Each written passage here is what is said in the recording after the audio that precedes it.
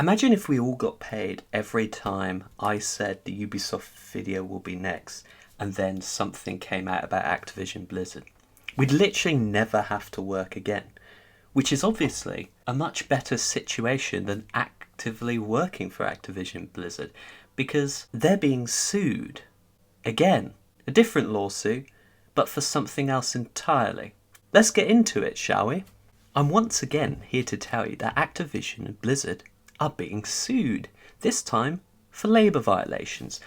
The kind of laws that I feel are the least serious in the entire world, because nobody ever really gets punished for the labour violation. The companies continue to profit from labour violations, and obviously punishing the individual would be a terrible look, because a lot of coercion usually goes into labour violations, or potentially they have no choice, to support themselves. They have to work themselves to the very end of their sanity or whatever, And punishing that individual isn't going to do anything, but, labour violations definitely do need to be, policed better. Too many companies across the world are able to underpay people and work them far too hard, to the point where, mental health and physical health conditions are a thing. And depending where you are in the world, that will even affect you financially as well by getting ill, Well, even here it would affect you financially if you have to take a load of time off because of an injury gotten from just working so hard and constantly that your body doesn't, have time to recover. Professional sports people are allowed recovery for what they do, but the average person isn't. And I think that's a problem. No wonder so many chronic pain issues are a thing. Are we surprised about the opioid crisis, that people get addicted to painkillers because they're forced to work through horrendous pain on a daily basis? And yet people just, meme that and find it funny, when in actuality it's really sad.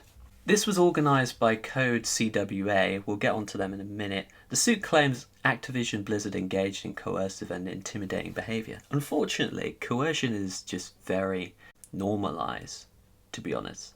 Even I've been through situations where they're trying to get you to do things that you don't want to do from the very first step you make into that business, And in the early days, when you have no job security or whatever, or you're incredibly insecure because you don't know how the company works, you're very new to this, and you're just settling into a new company, the intimidation works very easily.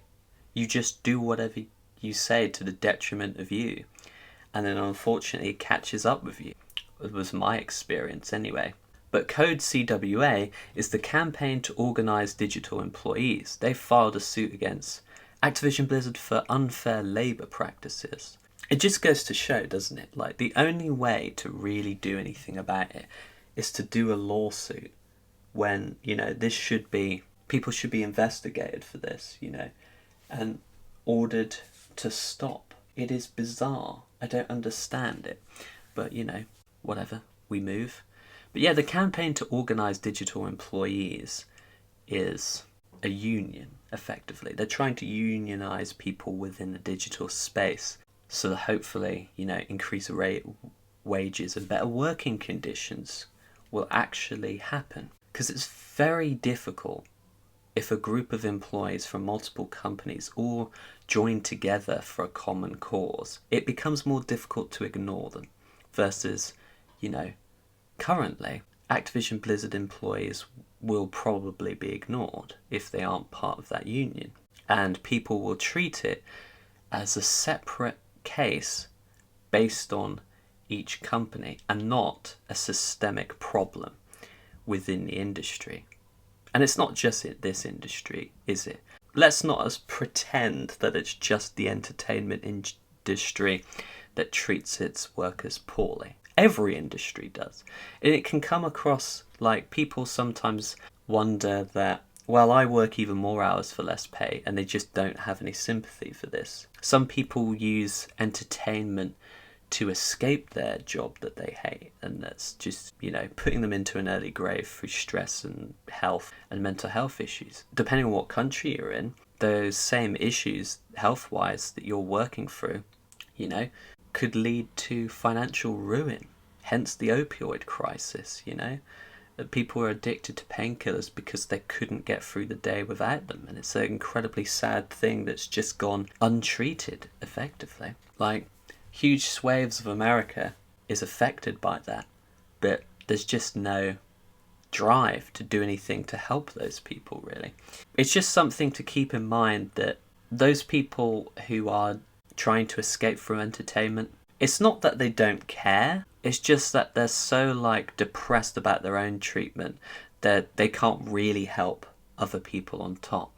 And then you obviously have the people that see about this and speak about this when they do see about it, and are quite political on the timeline, like me, and you'll stand in solidarity with people who've been treated terribly because you've been treated terribly yourself before in a working environment, and you had all sorts of issues that came out of it, that you're still trying to work through to this day. Not everyone is the same, and sometimes silence can be misattributed to compliance effectively. And when everyone's been so online for so long, even I myself have been guilty of this at times, let's not assume the intention of another human being when we're not given good reason to. A little homework from this video. But let's get back into it. As first reported by Protocol, this new suit filed with the National Labour Relations Board alleges Activision Blizzard engaged in intimidation and coercive tactics as employees fought to openly discuss pay discrepancy and their desire to end forced arbitration.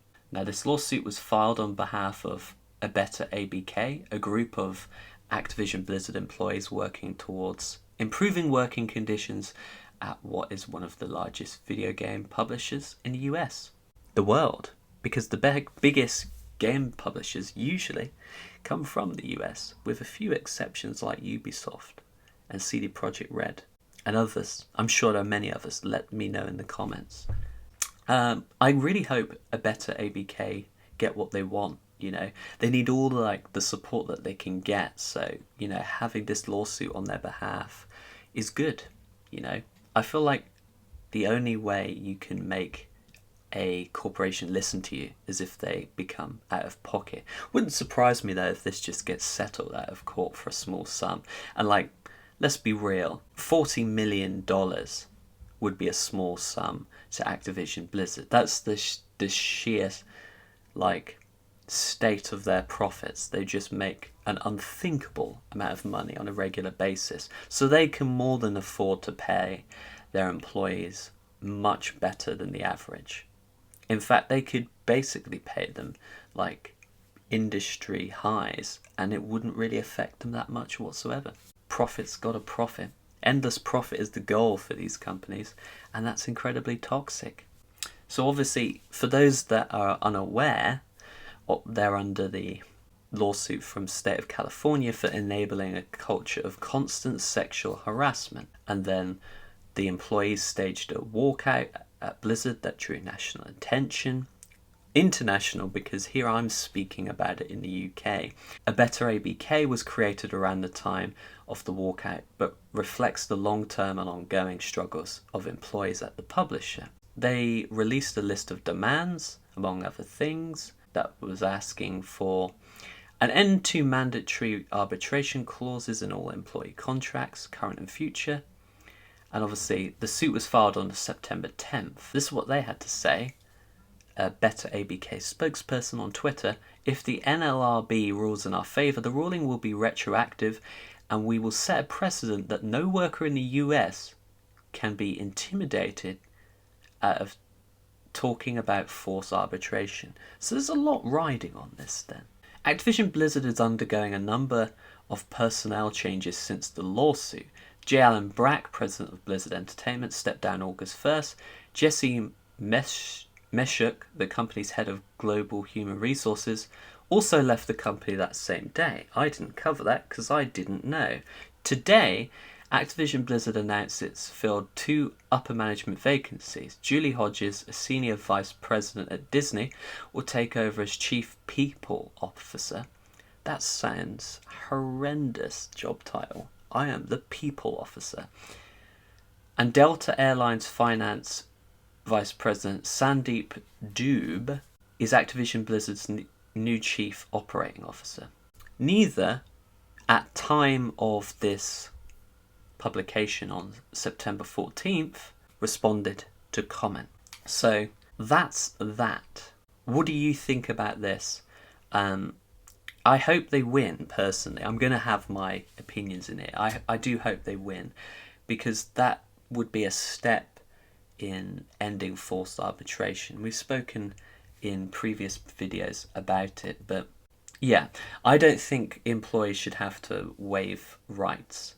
It's specifically stopping them from suing, which, as you can tell, in a situation where you've been sexually harassed or physically abused or whatever, and the company didn't do anything about it, the natural reaction would be to sue, but they are powerless to do so because of this clause. So if you take that clause away, you give the option to do this. And if these people had the option, you would have heard about this much sooner, because there would have been a class action lawsuit, I would imagine, probably, instead of only finding out because an entire state had sued the company. You know, it's got to be a fairly well-known thing for a state to get hold of it and then act on the behalf of the people there. So, that's the end of this Activision Blizzard video. Of course, it will be a thing that if something major happens, I will keep up with it. I've just been enjoying, watching various other stuff on YouTube, and just streaming, that kind of thing.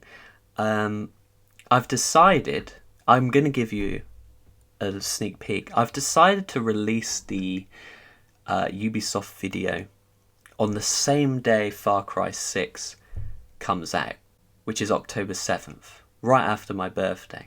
Because Ubisoft were literally allowed to continue like nothing ever happened because of the products that, people are excited for. So why not dampen that ever so slightly in a petty move? It is petty, by releasing the video about them getting away with it on the same day. So look forward to that. I think October will be when I dive into Ubisoft. I mean, I've kept up with Ubisoft much better because, Stephanie Sterling just covers it regularly. They're like one of the few people that do hold Ubisoft to account as much as they can, because one person can only do so much, which is why it's important for other people to speak about that kind of thing. But that's what October's looking like. I will be streaming, Halloween effectively. So I'll be streaming more regularly in October. So I'm considering making longer videos about the Ubisoft thing, and then, just doing various parts of the video specific to things that have gone on kind of thing. Because there's more than enough for a second video. I've been thinking about the second video for ages, and I'll work on it then kind of thing, This one's been kind of nice and short by comparison because there isn't an awful lot to speak about. But with that being said, I hope you're all doing well and have a wonderful week ahead. I'll see you October 7th maybe.